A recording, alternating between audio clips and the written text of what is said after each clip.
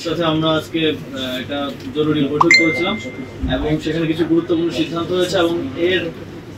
পূর্বেও আমাদের cabinet meeting একটি সিদ্ধান্ত হয়েছিল যে একটি পর্যালোচনা কমিটি পর্যবেক্ষণ কমিটি আমরা করব। আসলে শ্রমিকদের আমাদের যে এক্সিস্টিং ইনফ্রাস্ট্রাকচারগুলো আছে শ্রমিকদের বিভিন্ন সমস্যা নিরসনের জন্য সেগুলোর প্রতি কিছু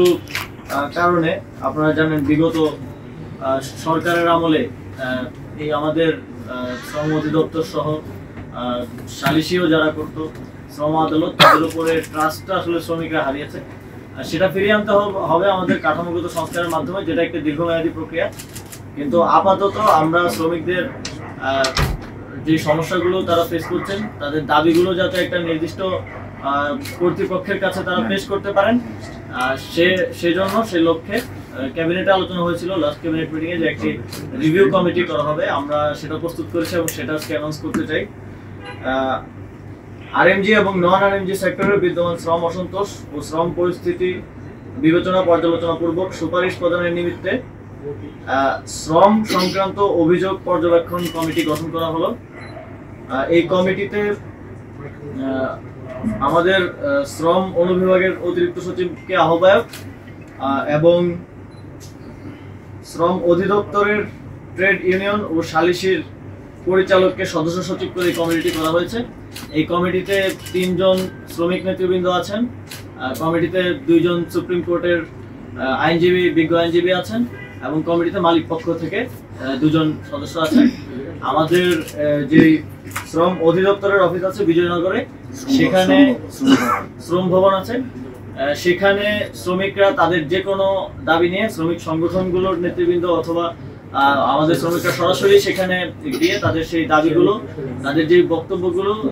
সেগুলো সেখানে পেশ করতে পারবে এবং এই কমিটি সেটা পর্যালোচনা পূর্বক কনসার্ন যে মিনিস্ট্রি বা অথরিটি আছে তাদের কাছে সেটা পাঠাবে এবং শ্রমিকদের যে ন্যায্য দাবিগুলো থাকবে, যেগুলো শর্ট টার্ম তাদের প্রবলেম আছে, যেগুলো খুব দ্রুত সমাধানযোগ্য, সেগুলো সমাধানে উদ্যোগ গ্রহণ করা হবে। এবং আজকের যেই কনসার্ন উপদেষ্টাদের সাথে আমাদের যেই আলোচনা হয়েছে সেখানে কিছু জরুরি সিদ্ধান্ত গৃহীত হয়েছে। সেখানে আমাদের সর্বপ্রথম এবং গুরুত্বপূর্ণ যে সিদ্ধান্তটি হয়েছে সেটি হচ্ছে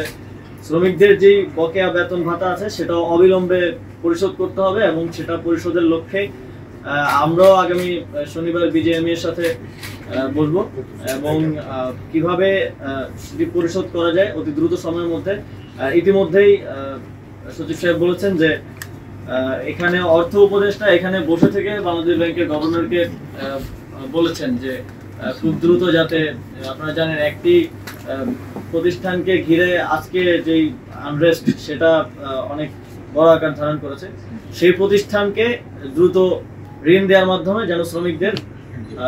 বেতনটা দেওয়া হয়, সেটা আজ রাত অথবা কালকের মধ্যেই শ্রমিকদের কাছে পৌঁছে যাবে বলে আমরা আশা রাখছি। এবং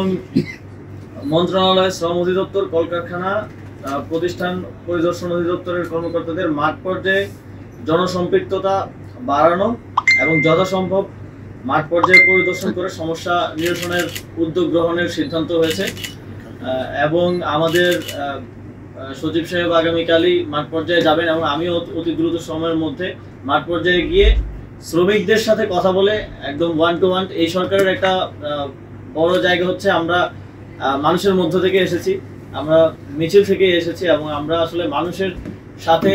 এবং যেহেতু আমি শ্রম ও কর্মসংস্থান মন্ত্রণালয়ের দায়িত্বে আছি, শ্রমিকদের সাথে 1 to 1 কথা বলেই এই যে একটা গ্যাপ গভর্নমেন্টের সাথে জনগণের, এই গ্যাপটা আমরা রাখবো না। এবং আমিও আমার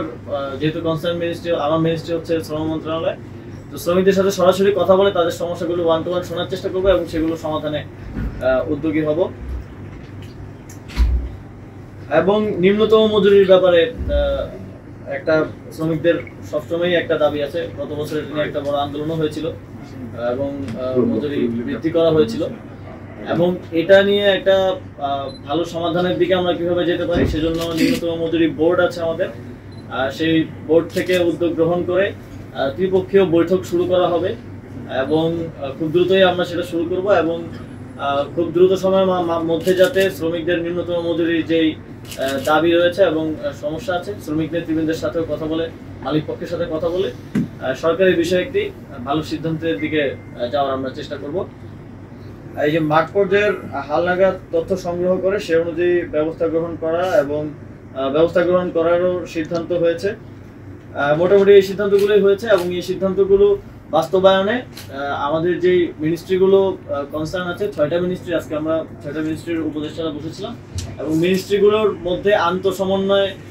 করার উদ্যোগ নেওয়া হচ্ছে। মিনিস্ট্রিগুলোর একেবারে সচিব পর্যায়ে, আমরা এখানে কোনো গ্যাপ রাখতে পারছি না, সচিব পর্যায়ে যারা আছেন সবাই সমন্বয়টা সবসময় রাখবে এবং খুব দ্রুত যাতে আমরা যে কোনো একটা বিষয়ে